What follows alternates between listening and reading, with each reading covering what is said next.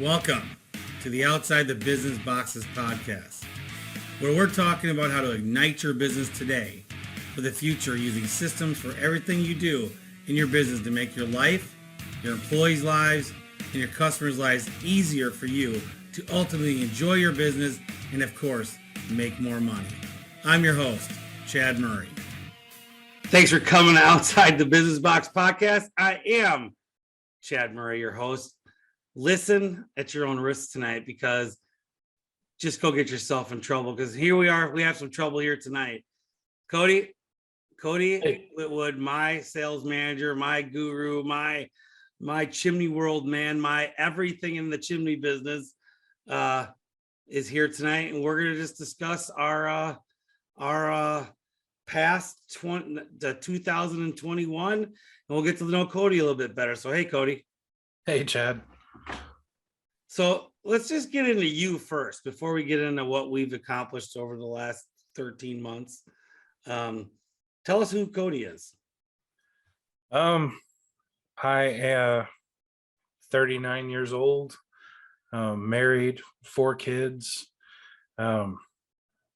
Officially, I've been in a service truck for just shy of 20 years. But I came to Master Services 4 years ago. I was looking for an opportunity, and I didn't find a job. I actually found a career, and I found a family away from home. So I'm very fortunate to be able to remake myself at almost 40 years old, and really fall into something that I love. Well, tell us a little bit more about where you came from. I mean, we'll get into what we've done, me and you mean to each other, but in the company. But I mean, you weren't born at 39 with 4 kids and a wife, and then you found Masters. So what happened? Right. Well, what went from there? Just like anybody else's story, you try 100 different things before you get good at any one thing, right? I've had a few different jobs here and there. I had a few different management opportunities. Was working for Circuit City, and probably one of my all-time favorite jobs, hands down. I really, really, really enjoyed working at Circuit City. That was one of my first big opportunities that I had to really grow with a company. And I went on a trip for my birthday one year, and I came back, and the day that I showed back up, my boss was like, "Hey, where have you been?" I said, "Well, I've been on my birthday trip." And he said, "No, you haven't." I said, "Yes, I have." And he said, "Well, we're having to downsize now with this bankruptcy, so we're going to let you go, seeing as how you no call, no showed for the last week." This was a trip that he had personally signed off on.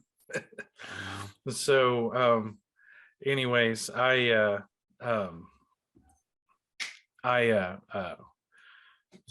tried selling cars for a little while, and I tried doing a couple of little other odd things.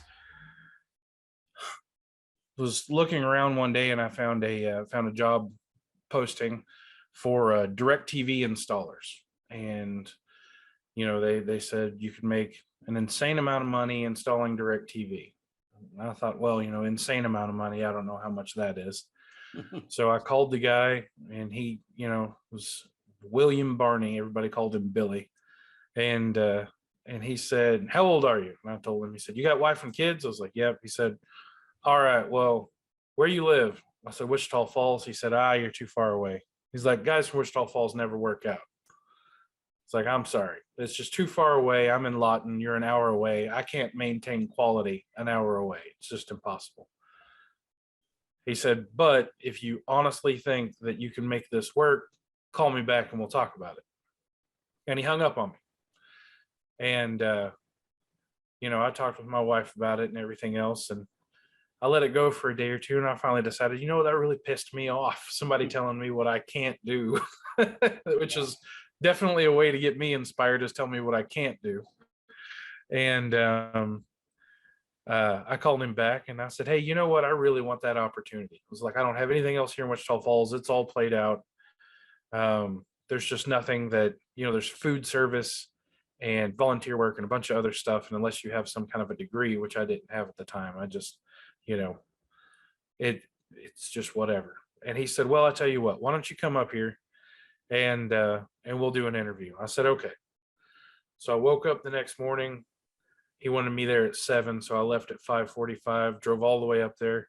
I pulled up right at 6:45. I walked in the front door and here's this 6'6" prior drill instructor from the Lawton Fort Sill base screaming into his cell phone, throwing F-bombs, talking to somebody about, you only live 2 flipping blocks away, blah, blah, blah, blah, blah. He looks up at me, he says, what the hell do you want?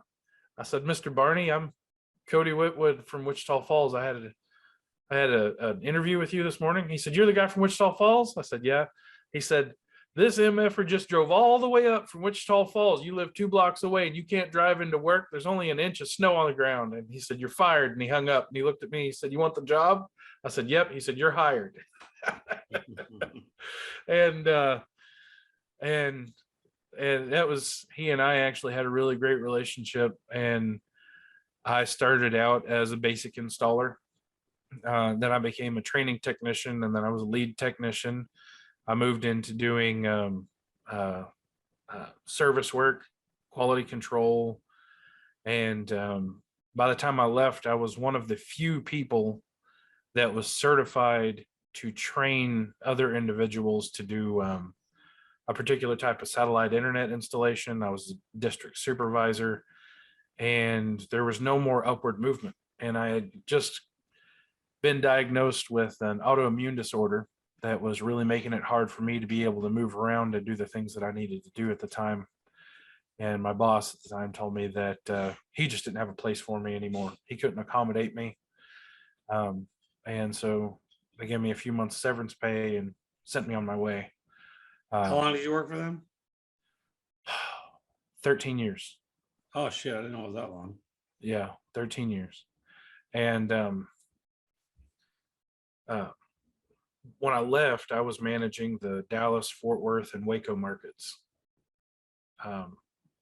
contractor division for MasTech, DirecTV, and we did HughesNet and Wild Blue internet services and Exceed. And so, yeah, that was the end of that. Well, when that happened, wife, 4 kids, newly diagnosed with an illness. It's like the only thing I could think to do was find an opportunity back in Wichita Falls. And we left Plano and moved back to Wichita Falls. And I managed a Jason's Deli for a couple of years, and I worked at a feedlot for the year before that. And then I got into driving Uber just because I didn't want to work in food service anymore. And I Ubered for about a year and a half when I found Master Services. And I tell you what, I think it was my 3rd or 4th day of training. And I remember waking up and I was so exhausted. And my trainer, Kevin, he said, man, you don't need to be Ubering anymore at night. And I was like, I know.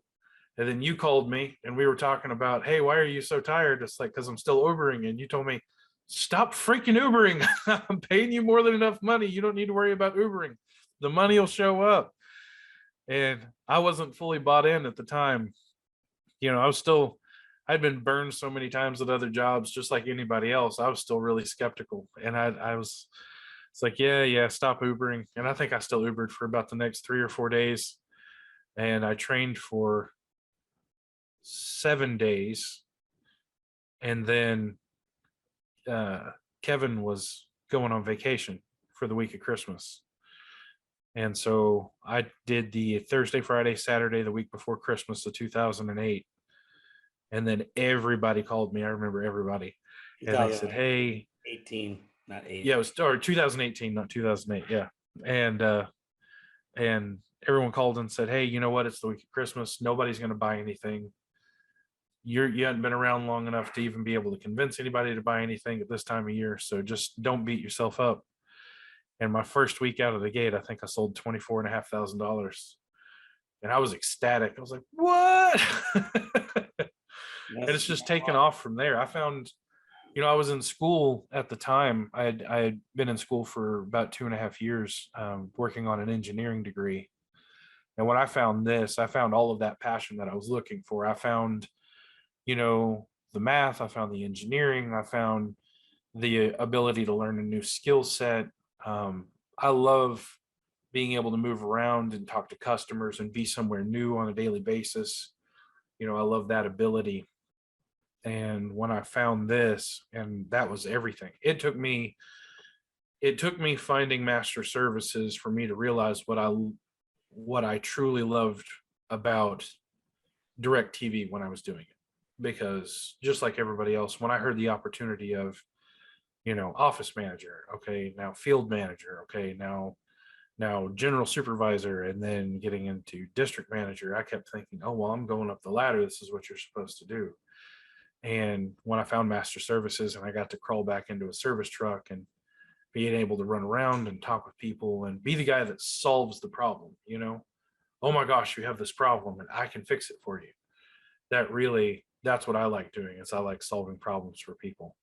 And master services brought me back around to that and made me realize what it is that I really enjoy doing as a career.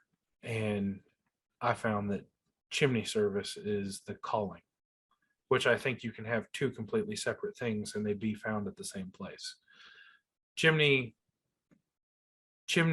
and education, I think, are my calling, and being able to be in a service truck and run around and help people and solve their issues, I think is definitely the career that I want. So that's one of the things that I really, really love about this.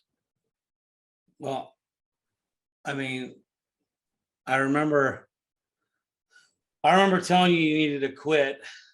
And then I remember you going a few more days, and I followed up with you and you said, no, sir, I've still done a few fairs with Uber. And I said, well, and I remember what motivated you. I told you, well, you're fired if you don't quit. Yeah. Yeah. I said, well, I'm just not going to put up with this shit. So, I mean, you're going to fall off a ladder, you're going to fall asleep or make a bad step. I remember having that talk with you. I said, listen, you just can't come to work for me 10 hours a day, then go drive Uber for 8, then barely go to sleep, and then go do it again for 5 days. And so you're going to need to quit, make a decision. And so Right. I didn't know you from Adam at the time. I knew, with anybody, I mean, I'm offering a career, whether that they buy in or not. I mean, that's what I'm selling. I'm surely paying enough in training that, that you should be able to afford your bills until you get out the percentage. But there's one thing you left out, as you said that. You said you got, your calling is, the chimney industry, and I think there's a lot of other companies that have, the same opportunity, but it's like, all you owners out there, are you giving your people that opportunity of the company culture to do this and to have that? I mean, you found the chimney industry, but let's face it, the first couple of years, I mean, we weren't getting you out there and learning all this kind of stuff. That wasn't happening. You are just getting better out the sales. And then, I mean, yeah, me being a business coach and doing all some stuff that I do outside of master services, we started to learn to be a better company culture wise, and we started intently working on it. And when we started doing all that is when you started, the chimney educator site or whatever you do there, or, do all your little stuff that you do there, is that we started, I don't know, the culture of in our company before you even did all that.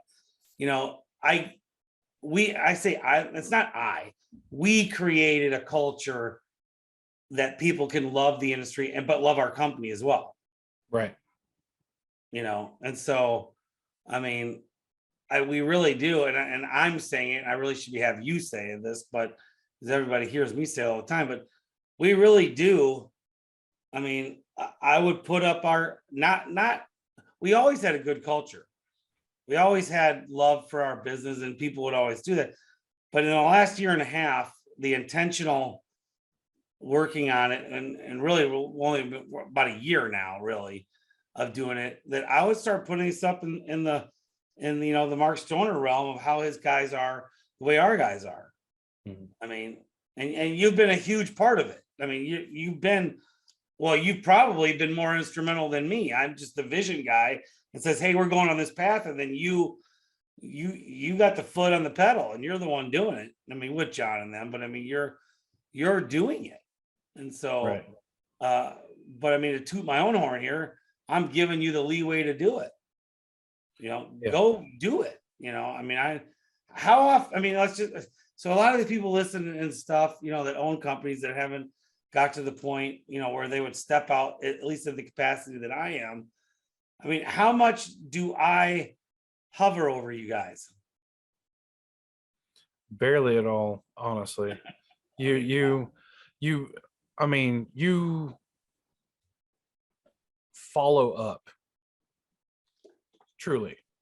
Yeah. If you say get this thing done, you'll follow back up, but you don't stand there and watch us do it. You know, it's that's so hovering. No, you're not a helicopter parent when it comes to it. But if you say, hey guys, this is the direction I want the company to go in, make that happen. I want to see this. I want to see X amount of change by X amount. You just set goals and expectations. And then when we come back around to that date, you're like, hey, where are we at on this? And, it's been one of those before where we say we're working on it. We're just having trouble doing X and we should have something done here soon. And your direct words have been, well, the fact that you have that answer, I know you're working on it. I'm fine. It's if we say, oh, well, we hadn't talked about that yet and it's been 6 weeks. That's where issues come in, but you're not the kind of person that calls us every day until it gets done. So Right. truly, you're not the helicopter parent. You don't really hover over us. And that's something that's really nice is when you give your subordinates a project, you not only need to give them space enough to do it in their own way, because people are going to be more productive when you allow them to do it on their terms. You also need to give them the latitude to be able to do that their way. You don't need Well, to set the but we're also expectation. doing, when it comes to procedures, though, we have our way that everyone does. Right. But then when you're talking more of the leadership of the management, when we talk, so Right. we're going to take this down one level. Now, the guys are doing the shit our way. I mean, you're going to clean a chimney my way. You're going to Right. do a mortar crown my way. You might have your little alternate way to get there. But, all that stuff is, when it comes to management, Right. that's where we're talking about See right now. I'm talking management. I'm not talking our Right. SOPs. Well, I want to make that clear. Right. So that's the thing is, when we were looking for a brick mason, you just said we need to hire a brick mason. And I said, okay. And I got on and I found a few places to put some ads and I immediately got some responses. And there was no direction, hey, go to this place and put this exact ad and you have X amount of budget. You just said, make this thing happen, made it happen. And then, within, I want to say 3 or 4 days, I think we had 15 responses and we had 4 or 5 good interviews. Wednesday. New Mason starts Wednesday. Yep. New Mason starts Wednesday. So that's what I'm talking about is you'll give us a directive and then you'll allow us to have that latitude to get it done on our terms, as long as we're meeting the timeliness goal, which is huge. If you don't set a time, then, it tends to go on forever. Right. And it's funny, like, how we got everybody certified in the last few weeks. Right. And Mhm. I think, like, when we had some stuff in some products that we've decided not to carry anymore or do, right. But that first week when John Caesar and Scally were here, and that day on Wednesday when everything blew up, and I came up there and, was talking to everybody, and I think one of the things that I had said, I think rubbed Steve and John wrong a little bit was, I said, hey, you guys, I'm saying as a business owner, there's some of the stuff we're not going to stop selling. You're going to keep selling fireplace doors, or you can choose not to. I'm going to leave that up to you. Right. You know, you're the one that's certified. You're the one that took the oath to the CSIA. You know, if I, as a business owner, I'm going to say, if you want to go sell at one of our fireplace stores, which I know is safe, that's my qualified agent decision as on an EL36. I say you can install one, but you, because it's not an OEM part to that deal, decide not to do it. I'm okay with that. But I'm giving you the opportunity to do what you want to do when it comes to whatever products that you think you should. Like if I was still out in the field, Cody, and if I don't get CSIA certified ever, which I have no idea if I ever will or not. But if I did, I wouldn't sell my damper that goes in a termination cap. However, I know it's a safe product. Right. I know it works great. I know it's better than what the dampers were that are in any prefab. Okay, you know, that's me. I would give it to you guys as the optional. If you want to sell it and you think it's the right product and it's safe to use it on whatever, I leave that to you guys to make that decision. And I think Steven Caesar took that as I, you know, as the business owner, I should be making that decision. Well, right. Guess what? I'm not you guys. I run my business my way, and I let you guys do what you decide. And if you deem it as an OEM part that I'm not going to sell because it's not right, then don't sell it. Right. And that's like you said, it's your business. You're going to run it your way. If they want to run their business their way, that's, you know, there's actually a really great case study that has to do with cargo cults. So like in the Pacific after World War II, there was a bunch of the Pacific Islanders that had a deity that was named John From. And, you know, after tracing this back, they were trying to find it. And it came out that it was John from Seattle, John from Denver, John from Austin.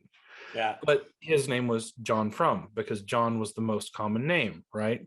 And so they would walk around and they would try and bring all of the goods and the fresh water and the food and the cigarettes and the beer and everything that John From had delivered to them. So they would recreate tanks and everything else. And the basic idea behind that is by repeating someone else's process, you're not going to gain the same result.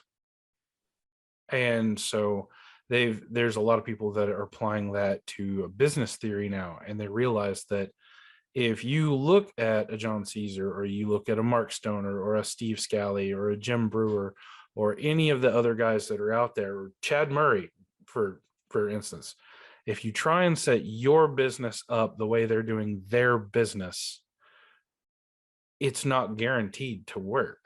You know, it's one of those things that you've got to set your culture that's best for you, the way that you're going to exist as a company. You've got to set your expectations that is going to work best for your company. It is an individual experience across the board. The best that anybody can do is just give you really good guidance and help you find what works best for you. And that's what the job of a business coach is to come in and help you navigate those waters and find the clearest path for your boat to go down the stream. Oh, and I tell people when I'm coaching, if you're hiring me for code or how to run your chimney company when it comes to how to run you're hiring the wrong guy. Just today I gave bad advice to Tom Osceola, and I saw you went out there and posted that other thing. I just told him, we see dryer vents and chimney chases all the time. And I think Stoner's going there to say, I think he's leading us. I haven't seen the replies yet. That people put dryer vents in prefab chases all the time. Mm-hmm. I don't know if that, you know, and I think it was Caesar and Scally came on there and said, no, it's a solid fuel burning system. You're not allowed to do that. Right. Well, in Texas, we see dryer vents venting out chimney chases all the time. Yeah, PVC dryer vents. Yeah. So, PVC dryer vent. It's the high heat dryer vent through a masonry chimney coming right out of the mortar crown 6 inches away from that's a mortar crown. That's different than a chase, than a chimney chase. Oh, I know. But But I'm saying I've seen that before. right. But I mean, I think Tom's question was in a prefab chase, and Right. I told him because I see it in Texas all the time, and the way I looked at it was I never looked to see if there was any chase code. I just look at it if they have to have a half to 3/4 inches away from anything combustible on a pipe. Why couldn't you run a dryer vent up into a chase cover? Or I mean a chase, not a chase cover, up into a chase and vent out the side of the chimney like we see all the time.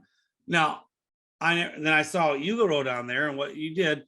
So I went on there and said, well, I don't know, just check this, go to Chimney World and check this thing out that Cody has started, which I'm sure you probably started because of Tom's question, I'm guessing. But yeah, so I mean, I'm not the code guy. I'll teach you how to run a business. But I will tell you to follow up.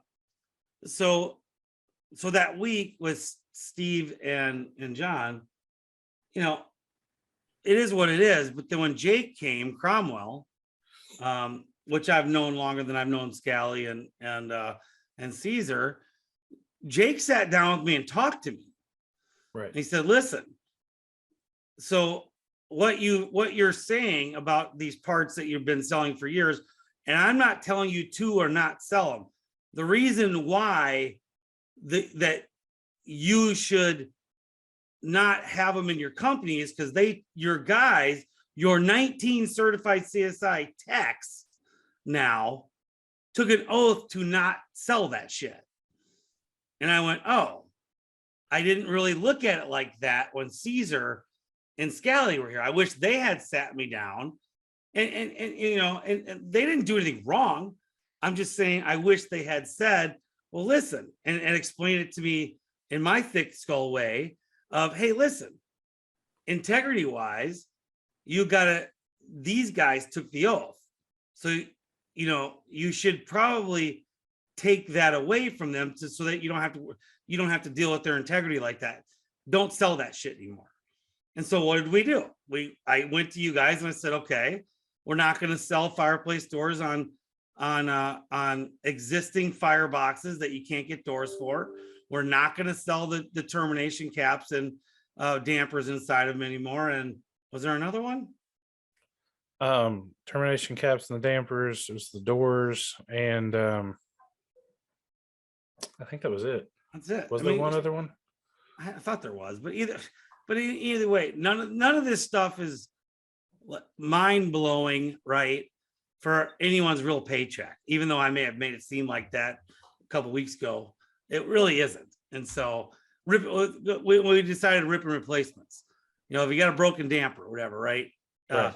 We used to do the other damper. So now it's like, okay, we'll just do the rip and replacements. It is what it is, and if by chance, you make a little bit less money because you don't sell a damper, it is what it is, and I think that just rubbed maybe Steve and John the wrong way. And hey, fuck it, I don't care. It is what it is. I certainly didn't mean to downgrade my integrity by any means, but hey, it is what it is. I mean, I sure in the hell didn't mean to do it. So what do? I corrected myself after Jake talked to me, and here we are. I mean, CSIA compliant, And so and I don't want to. I certainly don't want to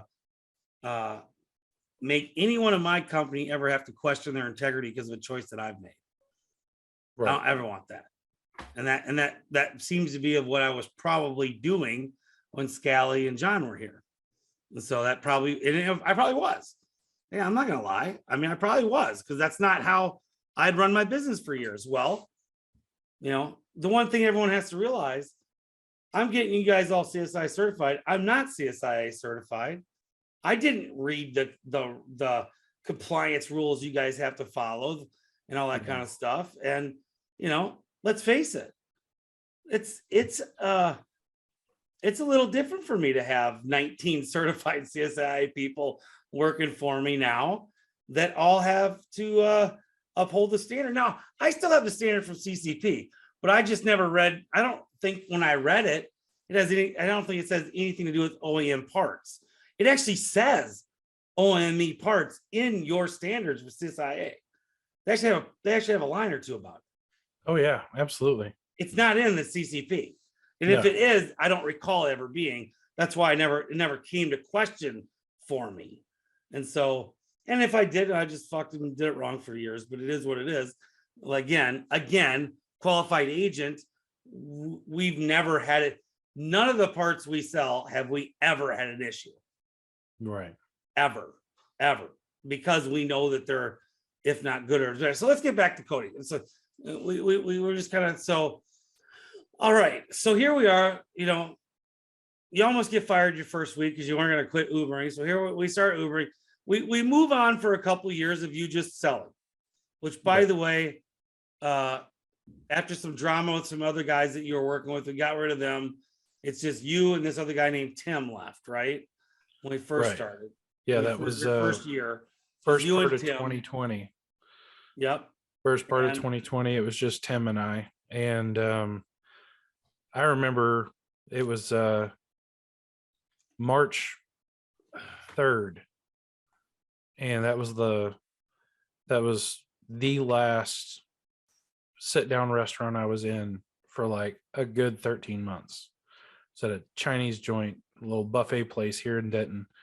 And I remember being on the phone because the news was going and everybody was talking about the country's going to shut down. We're going to do this. We're going to do that. It's X amount of bad. And I remember calling in and talking to John, and I'm like, hey, John, I've been trying to call Trinity all day, but they're closed. I was like, what are we going to do? And you called me and you're like, we're just going to go to work. And I remember asking, I was like, what do you mean we're going to go to work? You said, we're just going to show up tomorrow. He's like, Chad said, we don't have to have this company over there or that company over there. They're not master services. We're master services.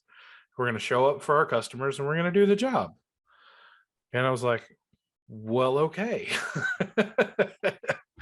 And I think it was about a week and a half, 2 weeks after that Tim put in his 2 weeks notice. He didn't want to be messed up with all of that COVID stuff and going into people's houses. And he went back to do insurance. And so it was just me for about a week and a half. And Kevin from Houston came up and he was here for a couple of weeks. And I think we made the decision that he was just going to move up here permanently. And over that next 14-day period, he ended up not being with us anymore for reasons that I'm not going to broadcast out into the universe. There's a drunk idiot that got drug effects that wrecked my box truck. We moving him up. I don't mind telling it. Yeah. The guy was a total drug addict. We didn't know about it. Yeah. He was a great sales guy. I've said this before. If you can hire a guy on crack and he'll sell you $1 million in a couple of months, but he's going away and it's a big risk. No, it's a joke. Yeah. But that was Kevin. We got him up here and oh my God, different person. So yeah. So somewhere between the mid and end of April of 2020, I was the only salesperson for master services. Brian was running the appointments down in Houston, and I was doing all of the appointments between Dallas and Oklahoma City. And Rory and John were running as many of the contractor caps as they could possibly do. But which, by the way, audience, we never have less than 4 people working in Dallas as a sales guy. Cody was doing it all. Yep.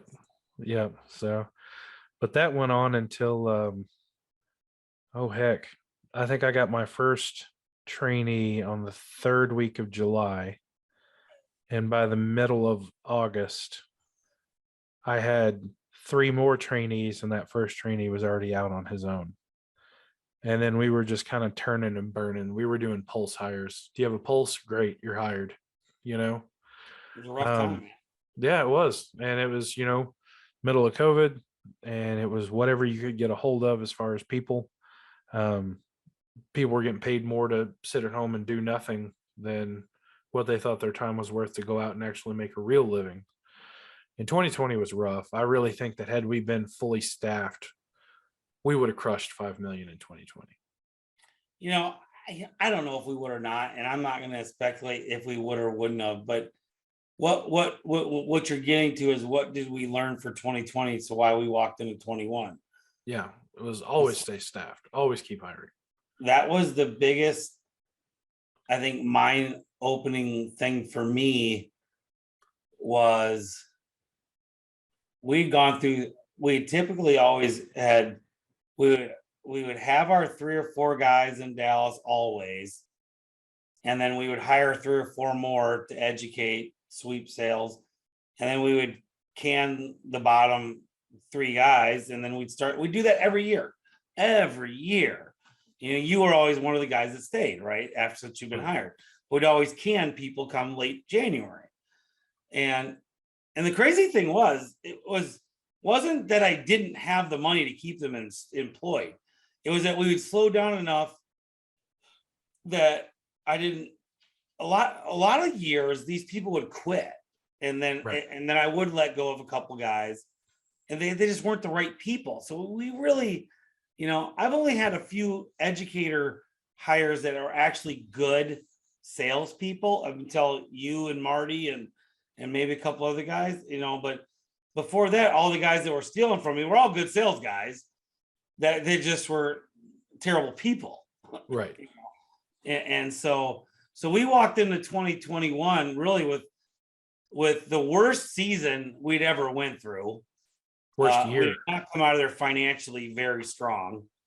And then January, it ended up being like warm as shit. And then we had the freeze in February. So it was like, what? So here we were like 80 degrees. Like at Christmas, it was 78 degrees. Right. In 2020. And then the rest of January stayed 75. And then it got cold in February when we had the freeze. And then we were frozen for 2 weeks or for a week, but it took 2 weeks to thaw out and get everything back to normal.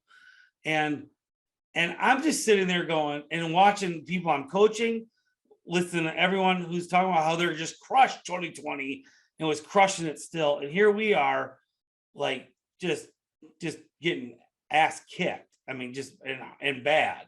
Right. And so we went to the cabin, if you recall. We had a big corporate meeting. And that's when we made you sales manager. And that was really when I started thinking about what we should do. We didn't have a plan exactly at that point. I knew we were going to do something. But we came out of there and I knew I had my team. I added you to the team. And I knew we were all good people and we could make this company better. I didn't know how. Right. And then I just started thinking, well, okay, well, our 3-week training process sucks. It's not even a good 3 weeks. It wasn't even a good 3 weeks. It was essentially training you how to do our inspection form and then how to say it. That was about it. Right. And it was okay. Right. But it wasn't all that great. So then I'm like, okay, well, we need to make it very interactive for let's double it to 6 weeks. Right. And then let's talk to you. Let's come up with some type of format that we're going to do it and blah, blah, blah. And so that's what we all got together and said, okay, let's make it an 8-week training program and a lot of field, a lot of surefire shit, a lot of all this stuff. And I just said, okay, let's get to hiring and let's find 5 guys in Dallas and 1 in Oklahoma City. Yep. And you did. You found all these guys and you spent the whole summer training these guys until October or August 15th. In the truck with me. You what? In the truck with me. Yeah. So you can tell them what happened then. So we released the Kraken and what happened. Yeah. I had 3 the entire summer, the entire 8-week summer. I had 3 educators in the truck with me. And we were getting them right at the tail end of it. Well, I had 2 for the better part of it. And then Tim came back towards the end of July. And so he was added to the truck. He was my 3rd trainee for the last 2 weeks just to get him a refresher course because it had been about 1.5 years since he worked for us. And that last week of July, we started, Tim got out on his own and one of the trainees went with him. So he had 1, I had 1. First week of August, we got out there and I remember you called me on like Thursday and you were like, hey, I don't know if this is working. I said, it's going to work. You said, I don't know. And we were at like 45,000 on a Thursday afternoon at 2:00.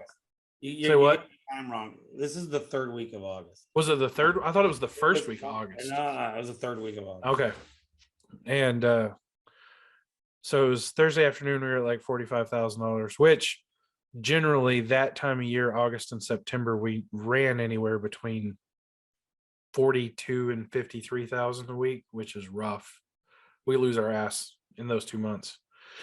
And by the time we closed out the day on Saturday, I think we were sitting at 83,000. And then the next week we did 100. And then the week after that, we did 110. And we just kept cooking until last week, really. Yeah, until last it was. Wasn't until But last in Literally my until last week. defense, in the sales manager's defense, I had a little over half of the educators in CSIA training, and we had a freeze in the middle of the week that knocked us down for 2 days. That we had to reschedule jobs. We had another little mini freeze come through. So if you take all of that into account, we really didn't do that bad, but yeah, no, we just running and freaking gunning. The way that we changed up our training program, we give them the little quizzes. We've included the use of Connect Team, Surefire. I do the little training videos that I'll put on either TikTok or YouTube, and they can go back and they can watch it over and over and over and over. And we've got them practicing, why do you sell our chimney caps? Let's talk about a waterproofing bundle, those kinds of things. And then we're not just giving them the information, we're also asking them to give that information back to us. So it's like staring into a mirror, if you're looking at somebody, the mirror sees you and you can see yourself in the mirror. That's all repetition. And how many meetings do you guys have a week? 2 to 3 a week. 2 to 3 a week. It's all repetition. We go through jobs. You guys mastermind. You do a rebuttal training. Blah blah blah. All that, right? And so I'll stop for one of our sponsors. The sponsor is me. So I have a training course out that's doing exactly what Cody just talked about. It actually starts this coming March 7th. That I train people on how to sell masonry, but I also put soot in their blood.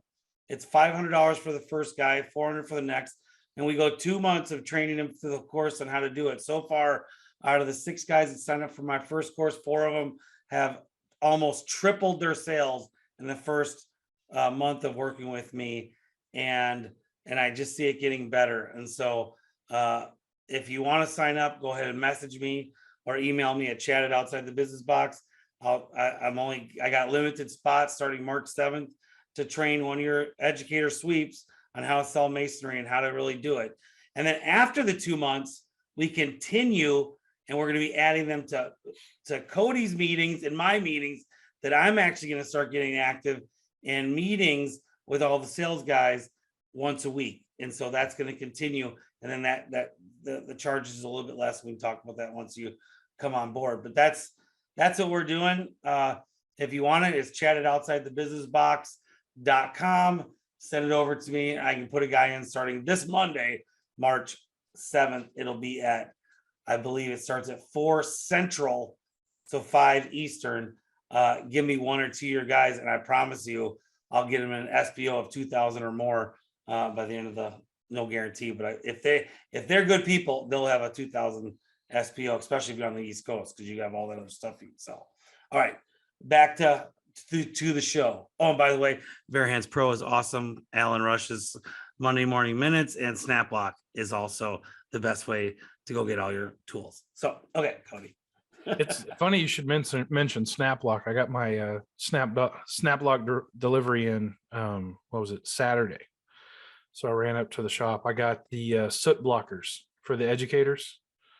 They finally came in. It's the soot blocker? Instead of using the plastic that we duct tape up in front of the fireplace, it's the sheet with the plastic window, so you can still see into it, and the rod and the vacuum both go through a passageway. So everything is outside. You're completely set up. You're completely separated from it.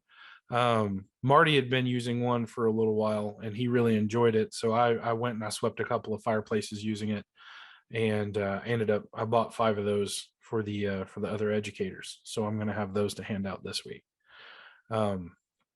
But yeah, no, it's a really cool product. Well, cool. But yeah, no, it's completely changed the way that our training program works. And I think the proof is in the pudding. The fact that I can take somebody that was in my same position where all they know is that the fire goes in the fireplace.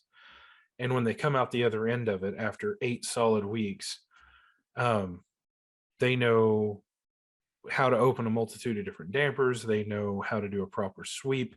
They know the proper terminology for when you're talking to another chimney sweep or educator, and they know the proper terminology for when talking to a customer, which are two completely different languages. They also know why they need to know both of those languages. The customer doesn't care about technical this and that. They don't care about codes. They want to know, how can you fix it? How fast can you fix it? Right.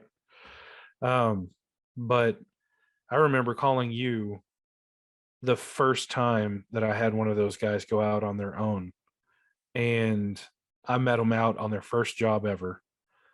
And I pretended to be the trainee. I was like, I'm the trainee today. And he said, well, I don't know if that's going to work because you're getting out of a truck that says sales manager on it. I said, well, I'm going to be the trainee today. And I had him walk me around, and it was just supposed to be a fire glass estimate and a chimney cap. And he walked me around, and we got up on the roof, and he was talking to me about the mortar crown and this and that. We were looking at the chimney. Ended up rebuilding the back wall, relining it, parging the smoke chamber, had to redo the gas line for it. Got her fire glass that she wanted, brand new set of glass doors, everything. And it was just, I remember at that moment, I was like, why haven't we been doing this all along? And it's just simply that we didn't know. We didn't know, like you always like to say, pretty much one of your catchphrases, you don't know what you don't know, right? And we figured it out. And it clicked in my head at that minute. And it was like, this is it. This is the way to do it. You give them the education and the on-the-job training, and you give them the ability to have enough time to absorb the information, which is the problem with, a 1 or 2 or 3 week training program. There's so much stuff that we have to know to really be able to go out and do this job effectively, not just on the chimney side of it, but on the customer service side of it, and on the sales side of it, and making sure that you don't go to open the damper and you break it, or trying to take the chimney cap off and you rip the top row of bricks off because of the way the chimney cap's attached. Well, I think that's the luxury of, we give them a good 8-week training course. Let's face it, there may be some owners out there that aren't happy with that 8 weeks, that they want a little bit more training for them to go out. Because, like, let's face it, if you're on the East Coast, you're dealing with gas boilers, oil, all this other stuff. I don't think we could put someone through an 8-week course to do all that. We're in the luxury where we're only teaching masonry, wood burning chimneys. That's it. Prefabs, masonry and prefabs. That is it. Yep. And so we're not having to go through all that other stuff. And I know Stoner, he says that he may have a guy out 6 months, possibly, but generally it's a year before he gets the keys to go out and inspect on his own. I'm not that big. And I know most of my clients, they don't have time to wait a year to put someone out there. So what we have to do, we put them through the 8 weeks, and then we still manage them. Right. That's the difference. A lot of these guys that have a lot of crappy sweeps out there is they haven't managed the people after you've let them and given them keys to a truck. Right. And we do. We're on them. They have to call us before they even present. Right. You're looking at I want to see the inspection. Yeah. Yep. I want to see the inspection. I want to see the estimate. And then I want them to try and sell it to me. And then I'm going to just throw out whatever the random objection is. And they need to find a way to overcome the objection. That's the whole point. And we do that at every job when they're on the truck until we decide that they've got it. And they may go 3 or 4 months before that stops. Typically, probably a month. But then what happens is they start calling anyway, right? And start with stuff they don't see. But there's a lot. It's Texas, man. Let's go. 75% of the jobs are the same damn thing. Yeah. It's that 25% that gets you, right? So we don't need to be called on the other 75 once they've seen it. It's those 25 that's like, oh shit, I got to call Cody and look at this. Yeah. And try And to that's, figure and I tell people all the time that we make our living based on everyone else's inability to build a chimney properly. right. You know, and that's whether it was built 40, 50 years ago or it was built 4 or 5 weeks ago. It's just there, we find so many of them that are just built incorrectly. No proper clearances, not constructed properly, not big enough, not small enough, not anything. Every little dimension I've seen something that is just absolutely insanely wrong. And that's what we make our living on, is all of these other contractors that go out and they get hired to build a chimney or assemble a prefab, and they go find the cheapest help possible because the contract states that they'll get paid anywhere between $200 and $400 per prefab to put them up, and they want 8 a day installed, you know, on a 10-hour day plus lunch. That's a little over an hour for each one, you know, and or a little under an hour for each one. So that's literally stabbing it in, nail, throw the pipe on, and then move on to the next one. So there's just, it's the lack of quality that we have to go behind and then educate people on why they need the repairs that they need. And so it's you know, I heard you say something in a podcast last year that was when you were talking about people growing and you were talking about people adding trucks, and you would have people say, well, I can't afford to add any more trucks. And you would tell them, look at how much each of your trucks is doing now. You can't afford to not expand. I think it's ridiculous for people to sit back and whine about how much they're not making and complain that their guys don't seem educated enough. And like Faisy likes to say in his story, he realized one day that he was the bottleneck, right? You can't afford to be a chimney company that doesn't invest in the education of the people that are in the field. You can't. If you want to be an owner and you want to run your business as an owner and not work for yourself, then you need to invest in the education of the people that you're going to have running the company and the people that are going to work for those people, and making sure that you have the best, most educated atmosphere around you that you can. And that's how you grow the business. Well, here's the funny thing. I mean, just the right. I mean, I literally got off with one of my guys, clients, 15 minutes before we started this podcast, and I flat out told him, I said, "How much money you got in the bank?" He got a chunk. He got a chunk of money in there. I said, "Okay."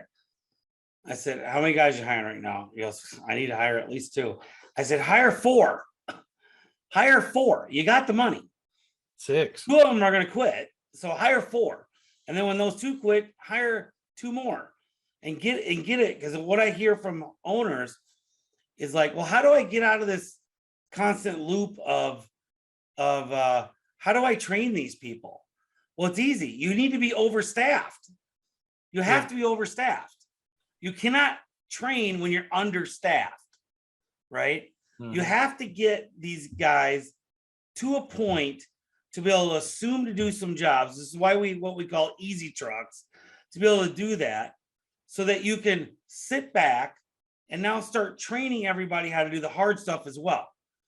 And so you have to overhire to get there. And most people right now in our industry have got a shitload of money in the bank. And the problem is they're not hiring. And they might even be understaffed. I mean, they are understaffed, and yet they're trying to figure out, well, when do I get time? When do I have time? They constantly tell me, well, when am I going to have time to train? I said, well, when you have 3 extra guys, that's how. You need to have 3 extra people to be able to train everybody. And so that's the one thing I say constantly. And probably said it in the last 10 podcasts. The one biggest thing I wish I had learned 25 years ago was to overstaff and train. You know, I didn't have the same philosophy on training. If I had the same philosophy on training, I wish I'd had that. And then when I did have that, I wish I had hired 3 extra people. Right. Always. And that way we always have people. I mean, and we always are training, and then I have time to do it. I mean, I understand the guy that says, I don't have time to do it. Well, guess what? I walked away from being, I've been out of a truck now. Now, I walked away from the business in 2014, but it was 7 years prior to that when I wasn't a truck. So I've only been a truck in my business for 10 years. I walked away from a truck 15 years ago. I mean, I managed my company as a step out of the company. I mean, it was in, I guess 2008 was when I was no longer a truck. Now I'd be forced to go in one every once in a while. I'm not talking about the odd times and stuff. I'm talking about generally I managed my business, you know? And so that's what a lot of guys don't get. It's like, I mean, I did at that time. I wish I had overhired back then, but I at least got it staffed enough and trained enough where I could walk away from a truck and be into a business. And, you know, and I wish I had hired back then 3 more guys to be on trucks to even make more money than what I could have even back then. Yeah. I mean, So that's the deal. You know, there's the saying that goes around that, you know, I didn't want to work 40 hours for somebody else. So I quit my job, started my own business so that I could work 80 hours a week for myself. Right. So when you get overstaffed, it allows you breathing room, you know, and when you have the ability to breathe, even though now you have to take care of more individual people, the needs of those individual people, if they're properly trained, is less. And so you can have more people and less need. And that's the whole point of it. I don't remember what book this was in, I read, but the idea is to have the least educated people doing the job. Any job you're trying to give people, the idea is having the least educated people to do it. So that what that means is, let me elaborate because I'm not saying it right. The easier the position, the less qualified of a person you have to hire to do it, right? Right. So like brain surgeon, you gotta be a doctor and go through brain surgery school, right? So Right. you have to hire a guy for probably $500,000 to $1 million to go do that.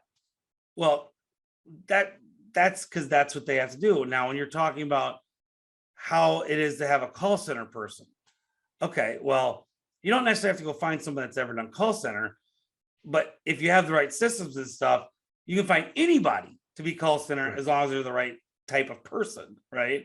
So I don't have to go seek out with our systems. I don't have to seek out a $25 an hour call center person. I can go seek out a $15 an hour call center person because I have the systems to find them to do it for that. It's same thing with sweeps and stuff. If you can get the job to where it says you can find is the lower people that will fit it to have the right systems to do that. And that's how you do it. So my point about that is you would go hire 3 to 5 people to just fill 2 positions. Right. And if you get lucky, all 5 stay, now you're a better company. Exactly. Even though you can't afford them, if they all stay, you're lucky that they did because they all trained and fit your culture and you kept them. Hopefully that's why you kept them, you know, but more than likely you go hire 3 to 5 people, 40% of them are going to quit. You know, you hire 5, 3 are going to, or 2 to 3 or 2, maybe 3 are going to quit, but then you're left with 2, but you only needed 2 positions. So this is the part that people don't get. I mean, people will drop out quickly if they don't do it. Like I just told the guy before, go hire some clowns. Hire some clowns. Clowns sometimes take the makeup off. and they end up being good workers. So just go hire anybody just to be a worker on a truck. As long as they'll, you just got to make sure you onboard them correctly. But go hire anybody to go climb a ladder. If they can climb a ladder, hire them. I mean, we got a couple of our lead techs that were clowns. They're not now, but they were when we hired them. They were, and we would not have hired them had we had higher standards trying to find them. And now, I mean, we're going. I don't think we have a leader right now that's been with us for less than 2 years right now. Mm-hmm. I think all our crew techs, leaders or crew leaders, the newest guy is 2.5 years. Mm-hmm. I mean, and that's unheard of in my business. That's just started since, roughly about the same time that you started, when we started really working on intentional culture. I mean, and there's the difference. So everybody wants to know, well, why do you have to work on culture and stuff? Well, because it matters. I say it, and I'll never not talk about it. Overhire, work on your culture, follow. And so let me ask you this. And I am tweeting my own horn here, but let's talk about it. Do I not follow up what I say and what I do? Oh, absolutely. Absolutely. Talk if you tell us you're going to do something, mean my own horn, but talk about that. Well, you had told me that when we first started this thing, in fact, just a little over a year ago, it was the weekend of January 8th when you made me the sales manager. And we had like a loose conversation about pay structure. We didn't know how my pay structure was going to work out, anything else. And you said, we just need to work this system. You're still going to be in a truck, but you still need to be doing this, because Master Services had never had a sales manager before.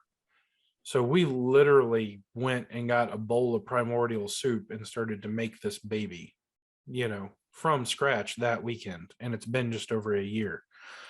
And it was a bunch of trial and error, everything else. And we kept talking about it. I know I had tried to approach the topic about it a couple of times, just wasn't right. And then you called me one day and you said, hey,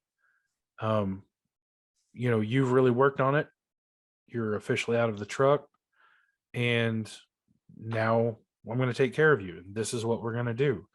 When you hire someone and you tell them this is what the job is, this is what you can expect to get paid, you follow through on it. When you tell people, hey, if X happens, I'm going to do Y, then when X happens, the result is always Y, whether that's bad or good for the person. If you tell somebody, hey, if you don't stop Ubering, I'm going to fire you, they need to stop Ubering. Otherwise you will fire them. Right. But if you tell that person, if you work for me and you're dedicated and you show the passion for the industry and you show the passion for Master Services, at the end of the day, it's going to come back around and you're going to see the end results of your fruits and labor. And it's not going to be the 25 cents an hour raise. You're going to be in it to win it. You're going to be part of the family, right? You follow up on it. And it's that way with everything. It's every little thing.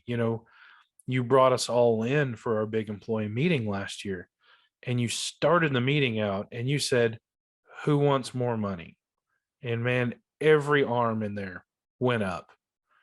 And you reached into your pocket and you pulled out a stack of $100 bills and you started walking around the room, and you didn't give it to the managers to hand out to people. You wanted to be the person that handed somebody $100 bill and you shook their hand and you said, thank you for everything you've done.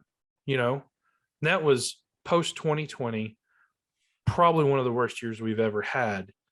And you had lost your ass. And here you are in a room with everybody in your company in one large room, and you're walking around giving everybody $100, shaking the hands.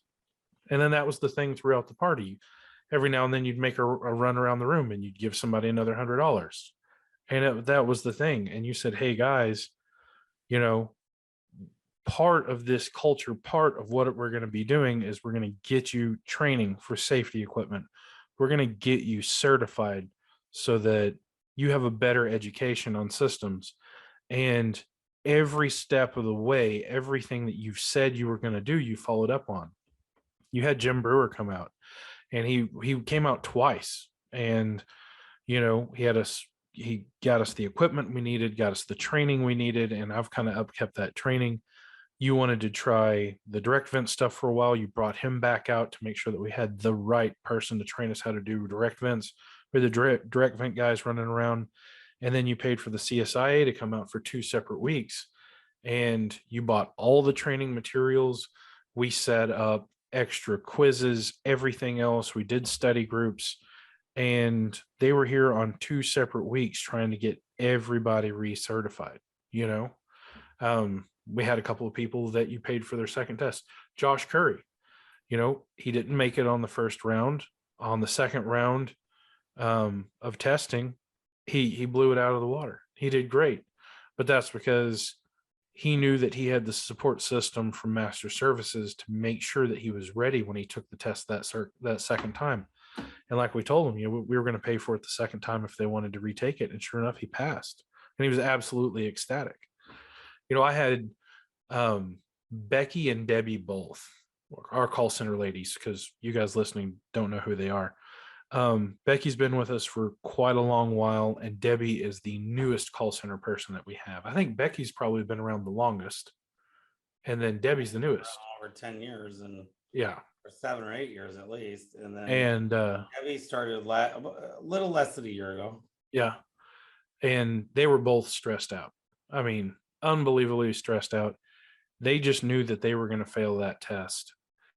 And both of them, the moment they hit that final submit button and they saw pass come up on that CSIA exam, and both of them lit up. They both broke down. They started freaking out. They started crying. They were nervous. They were anxious. They were happy. They were everything. And I got about 12 hugs from both of them. And I mean, Debbie was so high on life at the moment. After the test, you have to sign the CSIA code of ethics. You've got to fill that paperwork out. And I handed her a copy to fill out, and she messed it up. She put the wrong address. So I handed her another one, and then she signed the wrong name. And we ended up going through 3 or 4 of those things before she finally got one right. And I had to sit her down. I was like, breathe, calm down. You did it. And she was like, I just knew I was going to fail. I knew it was wrong. And she did great, She didn't sign up at first. I made a volunteer, as you know, I made a volunteer for everybody. And only half the company took the test. Yeah. And the other half didn't want to go do it. But the other half that did, we got 19 out of 25 passed. Is that something like 25, 26? It was 11 and 17. So it was 28 and we got 19. Okay. So there's only 19 out of 28 pass. And I made it voluntary. I didn't make anyone do it. She said she wasn't going to do it. So I don't know what changed her mind. She may not even have been on the list the first week. And then after Angela passed, she may have added her to it. I don't even know the story. I just know she wasn't initially in the list. Right. Because I was actually shocked that she wasn't going to be in the list. Yeah. It was nice to see that she did. So anyway, everybody, I brought Cody on to kind of let everybody kind of see, who we are for real, not just me. And I know we've been talking, chit-chatting a lot, but I mean, I think a lot of times when you get out there, and not that I'm like this huge public figure or anything, but I'm a little bit enough out there to see everybody. I want everybody to kind of see that, it's not just coming from me, that what our company is for real. It really is second to none, equal to whoever has the best culture out there. We've got that. We now have a shitload of certified people, which is awesome. And we're following up with another great year. And I mean, we're gonna blow 5 million out of the water this year. That's actually gonna be easy. It's just, I don't know how far we'll take it. It depends on whoever else Cody hires to be able to get there. Because what's been great is So I will tell everybody this, and I know I'm talking to not Cody, but I wanted to say this. And as I talk about culture, how it matters, and I talked a little bit back in the December and January issues, we literally were slated to give a couple guys raises, 4 or 5 guy raises that were helpers.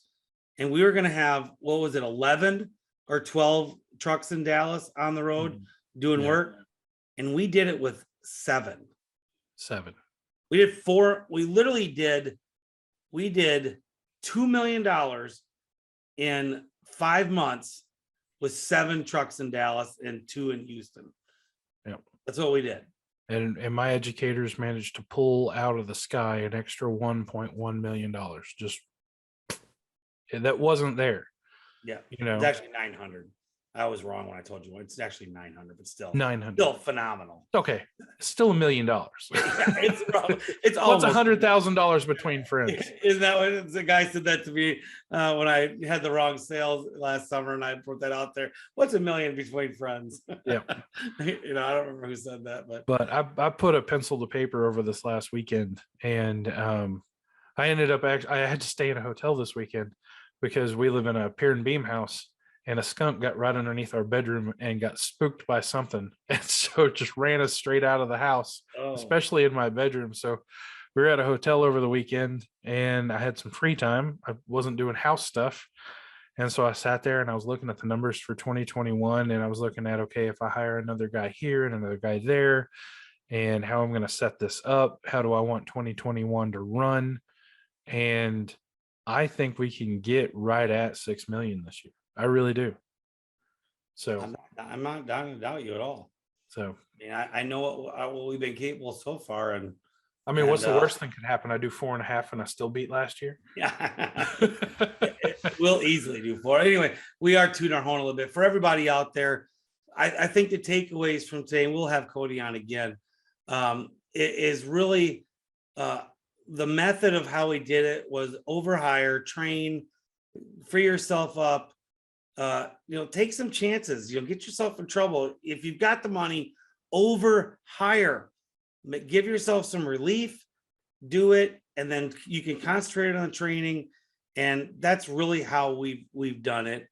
And then get some guys out there and then keep training them. And then you'll have the space to do what you really want to do. And so I think with us, we have with Connect Team, we actually have it all documented. We'll be finishing up in the next month, if not 2 weeks. Cody will finish up all of our training on Connect Team for the 8 weeks, but then it just keeps going. It never stops. And I know that is a hard thing for a lot of you guys out there who own a business is there's a lot of training, whether or not be a year or even 8 weeks like me, but then after that, there's none. That's a mistake. You got to stay on these guys, and you got to let them, like I say, you got to keep that soot in their blood. And you don't just talk about chimneys all the time. You show them a leadership video. You take them to lunch or dinner. You have an extra party a year. We have 2 parties. Well, now we have 3 parties a year. So we added our first holiday party, and then we'll have 2 big. That was a party, but then we have 2 training days that have parties at night, which we should be scheduling here anytime in April, probably our first springtime one that we do. And that's a full day of training / rewards, just all day. And then that night we have a blowout. I'm sorry, it's Texas. We still drink beer and have fun at night. And so, and we do that. We do that twice a year. And it matters because the guys, I'll tell you, they come out of those weekends and the next week, everybody's energized and pumped up. It does matter. So we don't just do a holiday party every year, and it ain't a picnic either.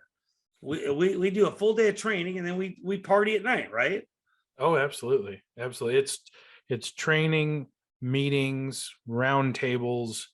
You generally do like a full, you do a culture, you go over the previous year's numbers, all of that kind of stuff. You say, this is where we're at and this is where we're going this year. And then we break off into our individual departments and then even smaller groups from there sometimes. And once all of that is done and stayed with, it's a full paid day, 8 hours for everybody. And then we always cater for somewhere, food truck or have catering brought in. Whole family comes up, and just really enjoy ourselves and be a family. Exactly. And it matters. And that's what we offer to our company. And I'll tell you, it's funny, like 3 years ago, I mean, the party only had 70% show up. And the last 3 parties we've had, we've only had one person not show up. Yep. One. That's it. And it's the same guy. But anyway, so guys, that's our show tonight. I know me and Cody can sit here and talk forever and bore you guys, but you got it. So thanks for coming. Thanks for attending in Master Services. And remember, Bare Hands Pro, Snap Lock, and Alan Rush's Monday morning minutes. And then also remember, if you need a little training for a sweep, I'll put some soot in their blood. Give me a ring or email at chat@outsidethebusinessbox.com. And it does start on Monday and you can't be late. There's only a few spots left. So thanks, guys. Take care. That's my time.